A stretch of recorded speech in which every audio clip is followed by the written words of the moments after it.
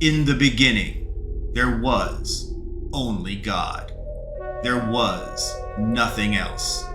Everything was a void. Reality did not exist. Only God existed. Only God simply was. And then God began to create. God willed reality into existence. This time of creation would be known as Genesis. Let me read passages directly from the Bible, from Genesis 1, of the 6 days of creation, and of the 7th day of rest and worship, known as the Sabbath. In Genesis, on the first day of creation, on the first day of Genesis, God willed reality into existence. Here are the words directly from the Bible. In the beginning, God created the heaven and the earth. And the earth was without form and void, and darkness was upon the face of the deep. And the Spirit of God moved upon the face of the waters. And God said, "Let there be light." And there was light. And God saw the light, that it was good. And God divided the light from the darkness. And God called the light day, and the darkness he called night. And on the 2nd day of creation, and God said, "Let there be a firmament in the midst of the waters, and let it divide the waters from the waters." And God made the firmament, and divided the waters which were under the firmament from the waters which were above the firmament. And it was so. And God called the firmament heaven. Okay, let's pause the Bible reading of Genesis 1 for a moment, so that we can describe what the firmament is. God created what is known as the firmament, which is also known as the Great Expanse. So precisely, what is the firmament? The firmament includes the cosmos itself. The firmament includes the skies and airspace. And the firmament includes heaven itself. Another way to visualize the firmament is that the firmament is like a giant snow globe, where God will create and place everything. The firmament snow globe is like an empty snow globe awaiting God's creations to be inserted into it. In the Great Expanse, God willed into existence the very foundation of creation itself. God created the canvas that would become reality as we know it. God created the earth and the universe from the void of nothingness. God created reality from nothing. Okay, let's get back to it. Let's continue our reading of Genesis 1. On the 3rd day of Genesis, and God said, "Let the waters under the heaven be gathered together unto one place, and let the dry land appear." And it was so. And God called the dry land earth, and the gathering together of the waters called he seas. And God saw that it was good. And God said, "Let the earth bring forth grass, the herb yielding seed, and the fruit yielding fruit after his kind, whose seed is in itself upon the earth." And it was so. And the earth brought forth grass, and herb yielding seed after his kind, and the tree yielding fruit, whose seed was in itself after his kind. And God saw that it was good. On the 4th day of creation, And God said, "Let there be lights in the firmament of the heaven, to divide the day from the night, and let them be for signs, and for seasons, and for days and years. And let them be for lights in the firmament of the heaven, to give light upon the earth." And it was so. And God made two great lights, the greater light to rule the day, and the lesser light to rule the night. He made the stars also, and God set them in the firmament of the heaven, to give light upon the earth, and to rule over the day and over the night, and to divide the light from the darkness. And God saw it was good. On the 5th day of creation, and God said, "Let the waters bring forth abundantly the moving creature that hath life, and fowl that may fly above the earth in the open firmament of heaven." And God created whales, and every living creature that moveth, which the waters brought forth abundantly, after their kind, and every winged fowl after his kind. And God saw that it was good. And God blessed them, saying, "Be fruitful, and multiply, and fill the waters in the seas, and let fowl multiply in the earth." On the 6th day of creation, and God said, "Let the earth bring forth the living creature after his kind, cattle, and creeping thing, and beast of the earth after his kind." And it was so. And God made the beast of the earth after his kind, and cattle after their kind, and everything that creepeth upon the earth after his kind. And God saw that it was good. And God said, "Let us make man in our image, after our likeness, and let them have dominion over the fish of the sea, and over the fowl of the air, and over the cattle, and over all the earth, and over every creeping thing that creepeth upon the earth." So God created man in his own image. In the image of God created he him, male and female, created he them. And God blessed them, and God said unto them, "Be fruitful, and multiply, and replenish the earth, and subdue it, and have dominion over the fish of the sea, and over the fowl of the air, and over every living thing that moveth upon the earth." And God said, "Behold, I have given you every herb-bearing seed, which is upon the face of all the earth, and every tree in which is the fruit of a tree yielding seed.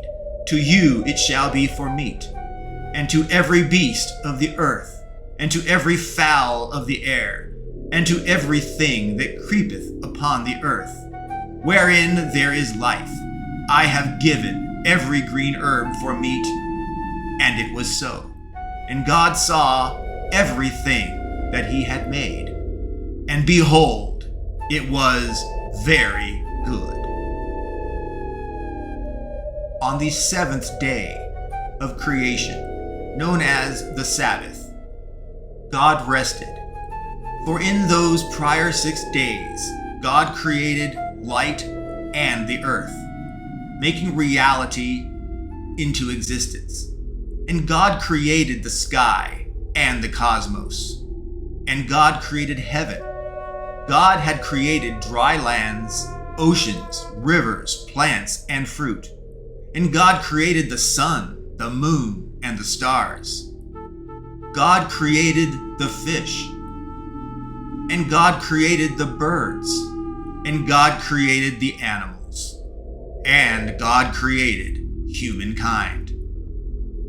And God decreed on the 7th day that it would be known as the Sabbath, and humankind must celebrate creation and God.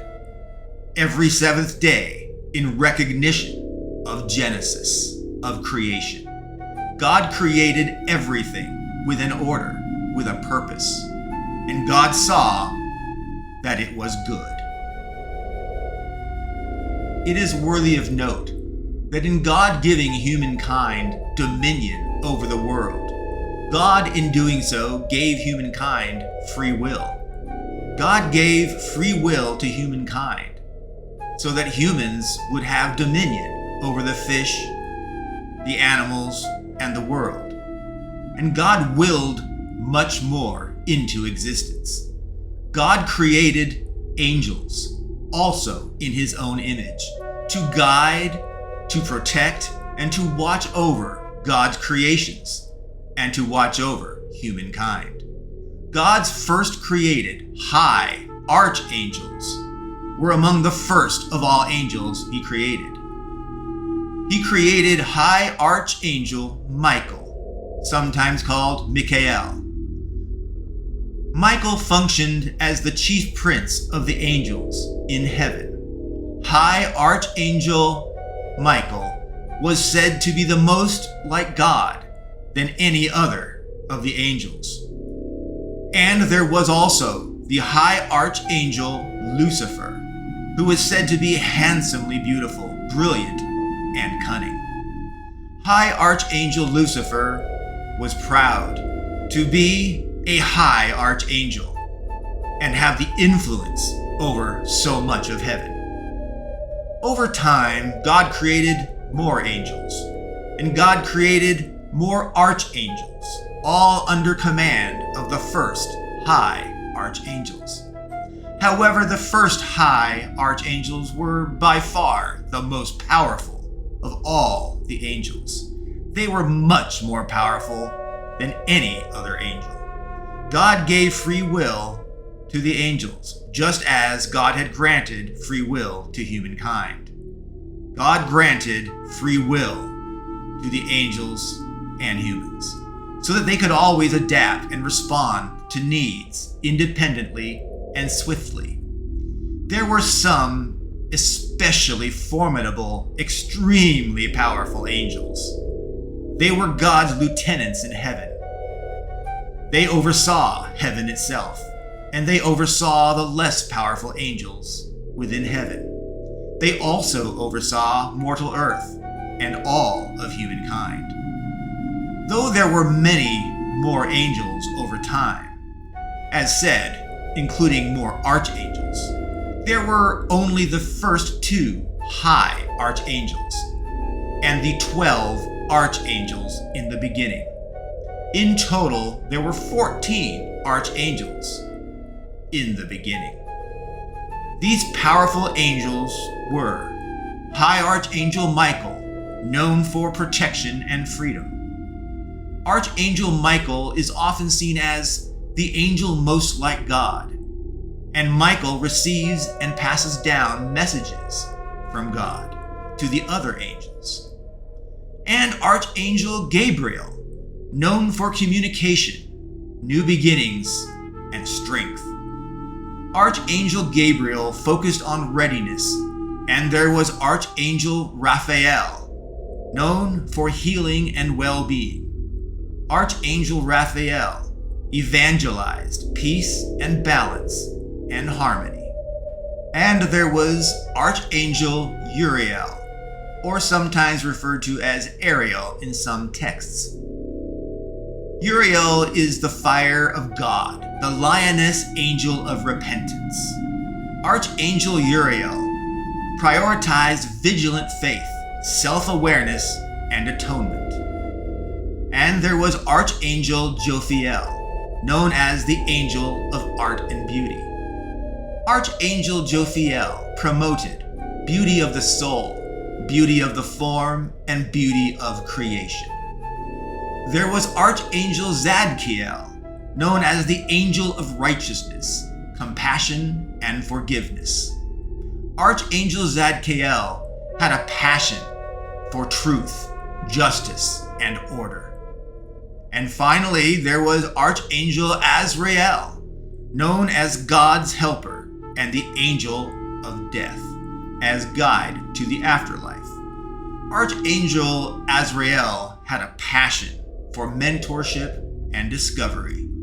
There were more archangels.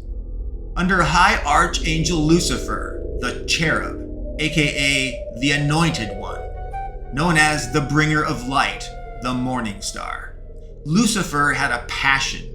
Lucifer had a propensity for pride. There was Archangel Beelzebub, known for rules and regulation. Beelzebub had a passionate interest in the sin of gluttony. And there was Archangel Mammon, known for trade and commerce. Mammon had an interest in the sin of greed. And there was Archangel Leviathan, known for respect and admiration. Leviathan had a passion for the sin of envy. There was also Archangel Asmodeus, known for physical beauty and of expression. Asmodeus had a deeply passionate interest in the sin of lust. And there was Archangel Belial, known for combat prowess and resilience. Belial often focused on the sin of wrath, an area of passion. There was the Archangel Belphegor, known for misinformation, misdirection, and manipulation. Belphegor held great interest in the sin of sloth. These archangels collectively shared governance over heaven, and they monitored and they protected Earth and humankind.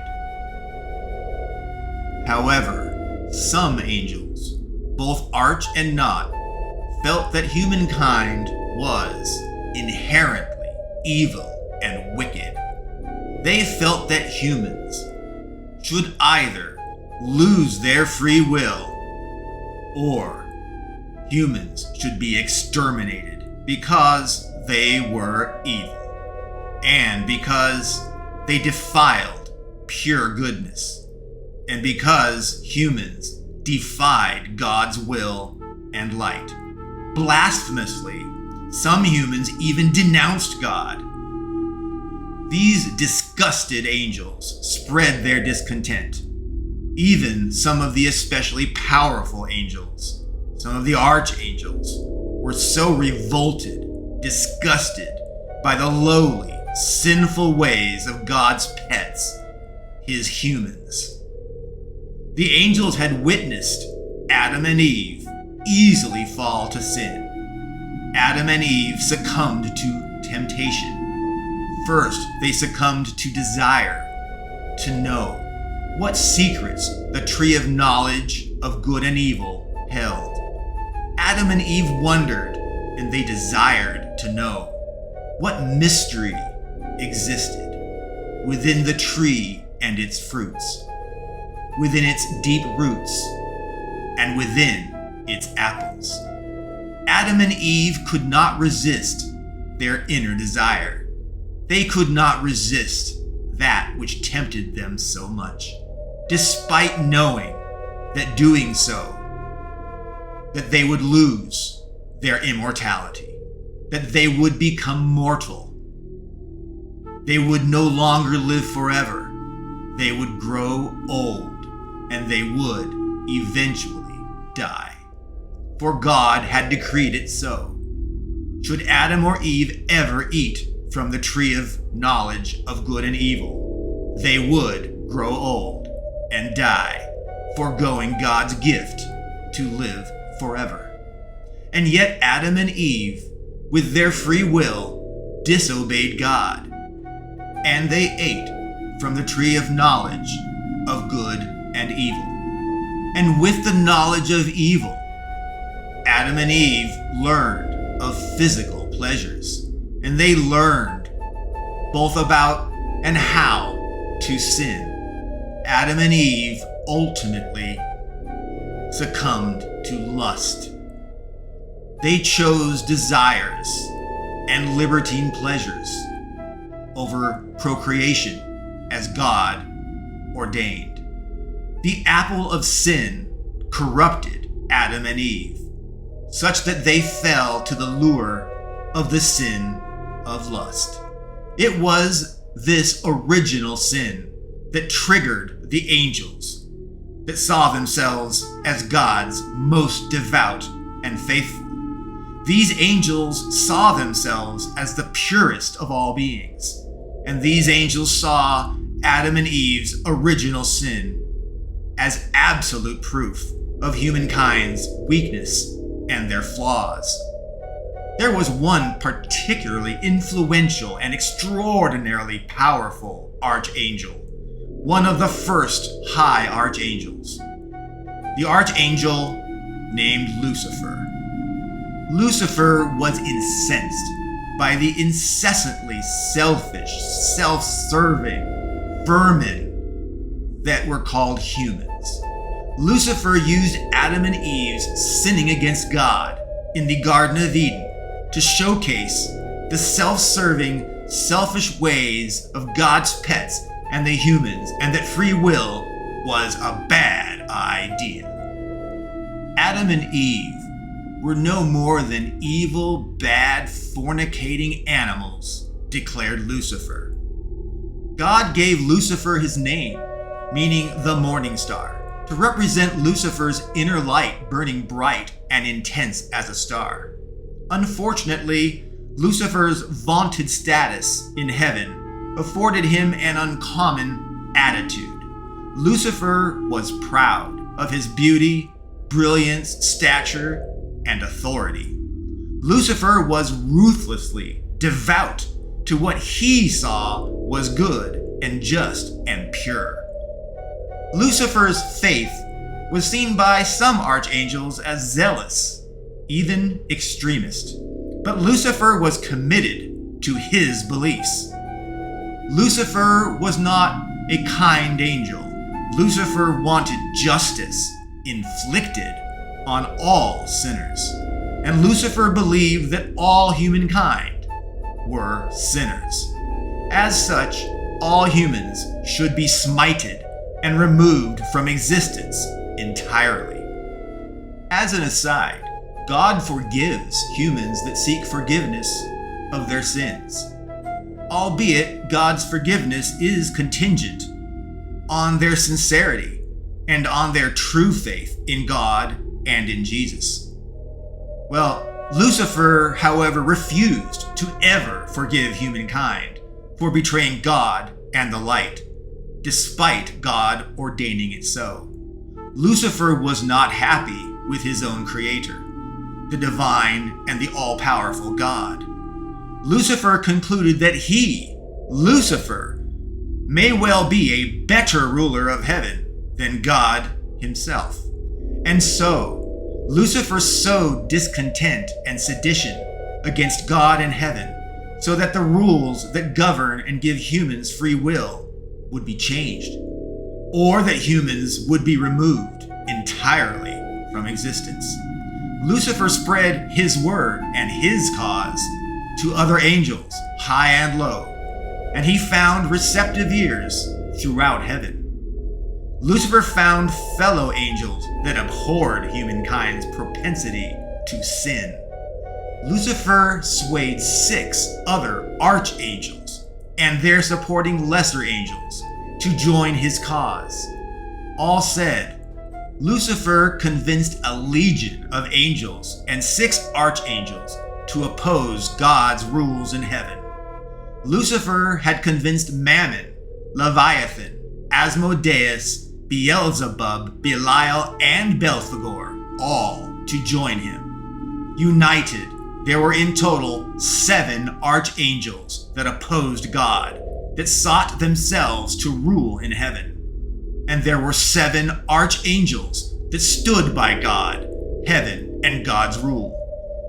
These purest angels that opposed God, both angels and archangels alike, all of them, they saw humans as blights on God's otherwise perfect and pure creations. United in cause, the discontented, judgmental angels saw their only recourse was to forcibly seize control of heaven. Lucifer led a great war, waging it against heaven. The hateful angels were determined to change the very rules. They would change the rules to the way they wanted the rules to be, not the way God had defined them to be. The angels decided they must wage war against and even kill their fellow angels. These dark angels revolted against heaven and God, intending to change the rules that govern humankind. They sought to change the rules that gave humans free will, or remove every single human entirely from existence. These powerful angels saw humans as blights on God's otherwise perfect and pure creations. These discontented, hateful angels believed that humankind was inherently wicked and evil, and they believed that humans should either lose their free will or they should be exterminated. The divine war raged on, with battles raging everywhere in the heavens and on earth. Angels rose up to the challenge. The angels solemnly faced the moral conflict of fighting their own fellow angels. And the angels had to embrace that in the course of defending heaven, the angels would be forced to march against enemies that were once allies and friends. The angels may well, quite likely, could be forced to maim and even kill other angels, all to protect heaven and to protect righteousness. Angels fought one another. Blood and gore took the lives of many angels. Angels lamented their fallen. Things were dire. Celestial horrors filled the heavens as the angels fell and were slain, as they sacrificed everything for their beliefs, for God, for faith, and for heaven.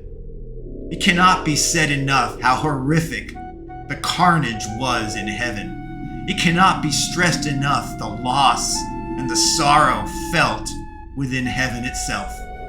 As angels fought to their end, they fought until their fight was over, at least until they could fight no more.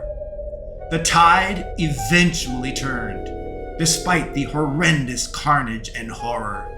The righteous angels, empowered by God, eventually defeated Lucifer, and they stopped his fellow revolting angels and archangels. God damned Lucifer, and God damned his gang of angels to never return to heaven, to no longer be beautiful or heavenly, to be disfigured and wickedly ugly. The fallen angels could no longer appear in the image of God. They would be disfigured and distorted and nasty. They would be horrific and terrifying to behold. Their image would reflect their fallen, corrupt, evil souls. God recognized that his child Lucifer was flawed, but God also saw Lucifer as one of his creations. God loved all of his creations, and so God granted Lucifer a new title. Lucifer would be known as Satan, the devil, and he would rule a parallel plane of existence that would be called hell. As Satan, Lucifer was branded the beast, and Lucifer would bear the mark of the beast. The number 666 was burned into his flesh, forever marking Lucifer as Satan, the beast of hell. In hell, Lucifer would have total control and total authority. Lucifer would be, in his mind, his own god, ruling within his hell, all arrogantly in defiance of God. But Lucifer and his seditionists could never return to heaven. Lucifer would be the warden to the prison called hell. Lucifer himself was also damned to hell, never to rejoin heaven, per God's judgment, for Lucifer's insurrection against heaven and against God. God surmised that Lucifer literally got what he wanted, that Lucifer would rule, albeit in hell and not in heaven, and that Lucifer would be able to torture and to torment humans that sinned, that God had damned likewise to hell. As noted, the other 6 rebelling archangels were likewise damned to hell, and were likewise barred from ever entering heaven. They would serve Lucifer as their new ruler, just now they would serve in hell. In total, there remained 7 good archangels, and there were 7 evil, fallen archangels. The fallen archangels would be known as the 7 princes of hell. The 7 princes of hell, they vowed to corrupt all humankind, so humans would all eventually be damned to hell for eternal torment under their tormenting control. And so the devil and hell were made, and evil and good began their war on mortal earth to corrupt and to taint humankind. Each of the 7 princes of hell pursued the sin that they were most passionate about, so that they could maximize their innate knowledge of each sin, and collectively, the 7 princes of hell together could exploit all of the 7 deadly sins to corrupt and to eventually damn all of humankind. Although the fallen angels turned princes of hell were banned from entering heaven or mortal earth, the princes of hell sought ways to infiltrate and influence human affairs. The princes of hell sought to corrupt humankind using the 7 deadly sins. The fallen angels, the dark princes of hell, their natural propensities and interests and passions in the specific sins of interest made them especially potent and corrupting of people. The princes of hell, they found that mortals that summoned demons for personal pleasure could, albeit very rarely, foster offspring with their demon partner. These half-human, half-demon children, as they grow older, gain supernatural powers. They gain the ability to communicate with hell, and they possess the ability to travel between hell and mortal earth, albeit with their true demonic form forcibly revealed. Their heritage, by being born of both planes of existence, of hell and mortal earth, it has empowered these human demons to bridge hell and earth. They are able to reach across the different planes of existence. They can connect, and they can communicate between hell and earth. These communication traveler demon spawns are known as messenger succubi. They are known individually as a succubus. They can assume human or demon forms at will. The princes of hell use these messenger succubi to watch and to manipulate humankind. And there was the extraordinary and rare event that a prince of hell was summoned to the mortal plane. A prince of hell mating with a mortal human fructifies and creates an abomination, a corrupted child that is known as a Nephilim. Nephilims have fallen angel devil blood, not just demon blood flowing through their veins, thereby granting immense supernatural powers. As they grow up and age, they wield ever-growing power throughout their years, and they have greatly extended lifespans. And Nephilims pass on their devil's demonic blood to their descendants, often causing emotional and mental disorder, and sociopathy. Just as each prince of hell governed one of the 7 deadly sins, each of the 7 princes of hell also had a personal messenger succubus to be their eyes and ears on mortal earth, to propel, to encourage, and to watch, and to monitor the sin that the prince of hell, each of them, owned. The succubi worked to maximize the 7 deadly sins' wicked effects on mortal earth, on humankind. In total, there were therefore 7 messenger succubi that were directly serving and reporting into the 7 princes of hell. The prince of hell, the once Lucifer of pride, aka the Morningstar, the devil, known as Baal or Baal, also Satan, the beast, and so many more titles. But a dark rose by any other name is still a wicked, evil, dark rose from hell. Lucifer commanded the leader of the messenger succubi. The devil Satan used Master Succubus Divok Regmarif to drive the sin of pride. The once archangel and now prince of hell, Beelzebub of gluttony, commanded Succubus Gula Lubricam for the sin of gluttony.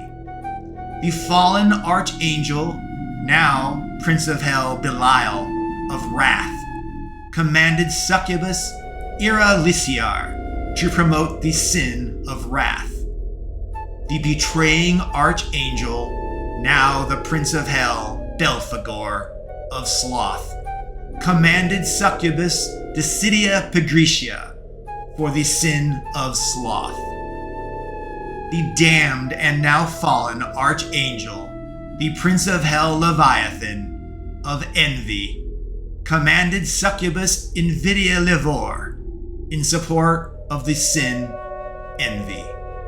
The cast down archangel, now damned prince of hell Asmodeus of the sin of lust, commanded Succubus Libidine Cupido for the sin of lust. The wicked fallen angel, now prince of hell Mammon of the sin greed, commanded Succubus Avarita Ambitosis in service of the sin greed.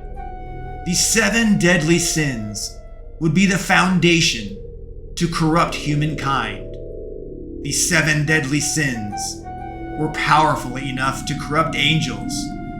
They certainly were powerful enough to corrupt humans. The princes of hell competed with each other to damn the most souls possible, using the 7 deadly sins that they owned and evangelized in concert with their messenger succubi, to propel the downfall of humankind forward and to accelerate the humans falling prey to the 7 deadly sins. The princes of hell made pacts with elite humans that would do hell's bidding on mortal earth. These human elites and influencers would become puppets to hell. They became extensions and became tools to the princes of hell, to the devil. To recap, the 7 princes of hell drove evil and corruption using the 7 deadly sins. The 7 messenger succubi serve as the eyes, ears, and hands for the 7 princes of hell, with each succubus reporting into one prince of hell in support of the sin that they owned. Elite and influential humans serve as implementers and doers for the princes of hell, with powerful roles and immense wealth at their disposal. Hell has great effect on mortal earth and on humans. And so, there it was, Lucifer and his fellow archangel seditionists that waged war and revolted against God in heaven, were damned to hell, never to return to heaven. But they were determined to exact revenge against God and heaven itself by corrupting and tainting God's special pets, the humans, and by bringing hardship and suffering to people, all in pursuit of destroying individual and group hope and faith in God, and thusly driving sin and violence and wickedness and oppression. And so hell was forged, and hell was on a mission to destroy humankind.